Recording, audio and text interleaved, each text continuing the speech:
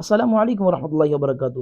احباب، ایک مسئلہ یہ بھی ہے کہ انسان جو زکوٰۃ نکالنا چاہ رہا ہے، اب اس کی دکان ہے، دکان دونوں طرح سے ہے، یعنی کہ پھٹکر کا ریٹ بھی ہے اور تھوک کا مال بھی ہے، دونوں طرح کا مال ہے۔ انسان جو قیمت کا اعتبار لگائے تو کس قیمت کا، تھوک والی یا پھر پھٹکر والی؟ تو یہاں پر ایک بات یاد رکھیں، علامہ سرخسی رحمۃ اللہ نے لکھا ہوا ہے کہ انسان کو چاہیے اس قیمت کا اعتبار کریں جس میں فقراء کا زیادہ خیال کیا جائے۔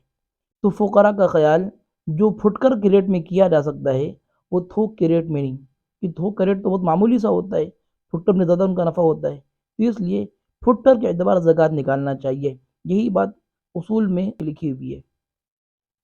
ہاں، اگر کسی کے پاس صرف تھوک کا مال ہو یا کسی کے پاس صرف پھٹکر کا مال ہے تو وہ پھٹکر والا پھٹکر کے حساب سے نکالے، اور جو فقط تھوک والا رکھتا ہے وہ تھوک کے حساب سے نکالے، یہاں کوئی مسئلہ ہی نہیں ہے۔